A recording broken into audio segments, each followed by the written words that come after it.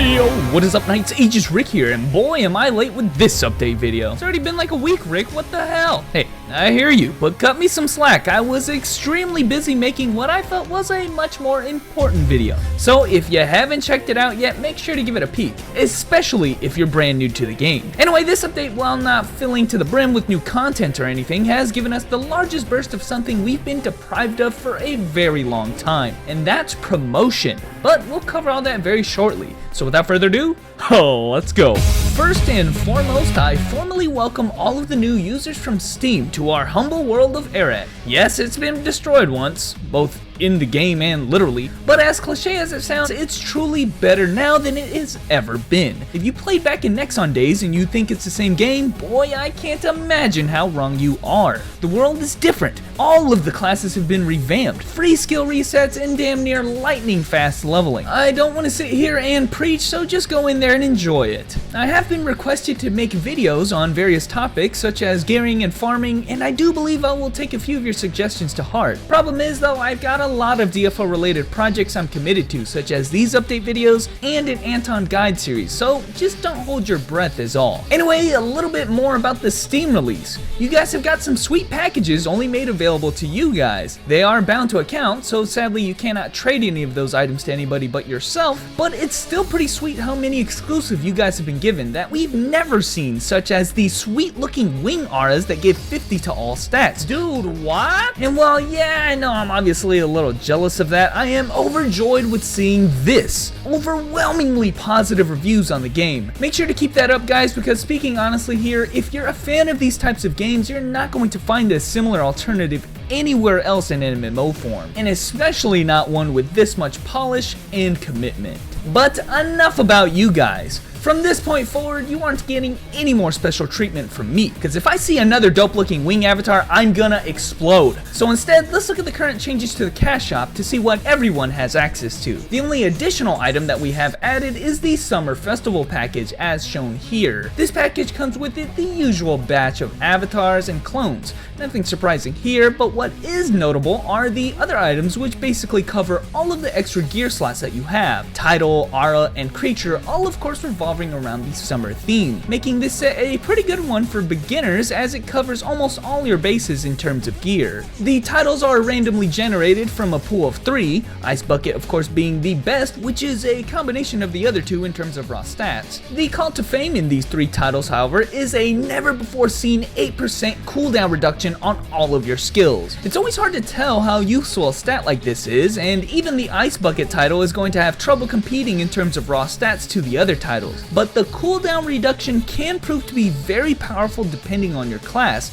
and how much you're able to stack. The aura is also breaking ground by having the most elemental damage ever available in DFO thus far. The last auras have only ever reached a maximum of 10 elemental damage, while this ushers in a new max of 15. Of course, pick one up if you're stacking a particular element. And lastly, these pets are pretty interesting and cute, giving mostly raw stats, but aside from that, they're pretty unremarkable. Their creature skill is a toy of the sparkling world. Usually we get a lot more than this updated into the cash shop whenever we do, however, I have a good feeling that that's due to the announcement that have been made on the new character Demonic Lancer, which is coming in just about a week. I'm sure we'll be getting a lot more content with him in mind at that time, and of course we'll be making a big update video when that time comes. So of course the last thing to talk about, because as previously mentioned there are no actual content updates, is the list of events that we got, this time mostly revolving around Steam and new character creation. Because this video has taken so long to make, I'm actually right on time for the surprise Blitz gift,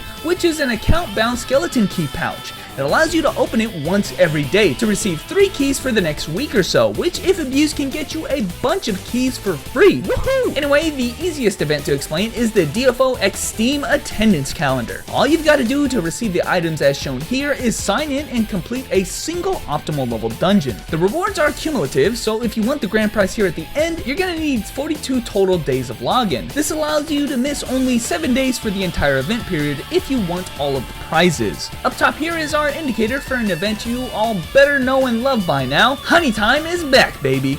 So long as you stay online for the designated time, you'll be able to claim these items, which include things like FP pots, mileage, and level maketh man badges. There are 4 cumulative prizes as well, which include character slots, save expansion kits, and a chronicle box for 5, 10, and 150 hours respectively. Mostly this involves just AFKing in town to get the prizes, honestly. The level maketh man event is back, baby. And by back, I mean, dude, I think this was DFO's first ever event upon official release, if I'm not mistaken. However, they have adjusted how it works this time around. When you go to create a new character, you'll be given a prompt to make a regular character or an event character. Ooh. Making the event character makes this character exclusively eligible for the rewards of the Level Maketh Man event. Immediately afterwards, you'll be asked to select a challenge level. This challenge level will give you a prize of event badges mailed to you immediately upon reaching the challenge level. These badges can be used in the event shop here in Syria's room to purchase up to 2 Chronicle set box items, interdimensional fragments, and an exclusive event sub-equipment and magic stone. Unlike most events of this nature, however, you're allowed to change your challenge level up to 4 times after the initial mark,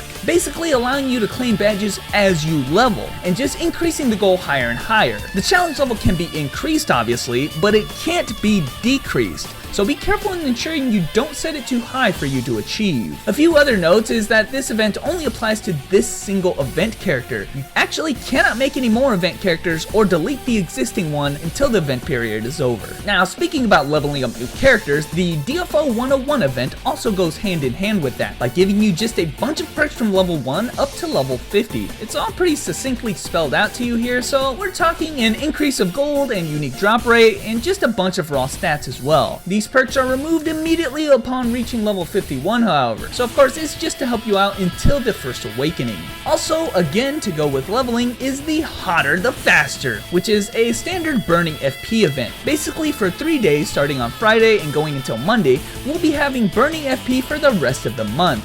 Burning FP is basically a ton of extra FP that gives you perks as you continue to use it.